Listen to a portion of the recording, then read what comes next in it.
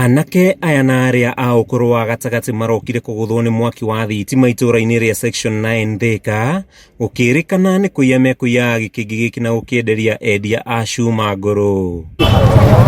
Kuririkana aya eri ni amwe a aria makoretwo makiananga indo cia cuma gicigo-ini giki gia Thika, aikari makiuga ni kuongererekete ciiko ici cia wikinaĩ. Kama hii section 9 kumekuwa na hii ukora ya kuiba scrap-metal, wanakuja wanakata chuma za stima, wanakuja wanafunja hata nyumba za watu.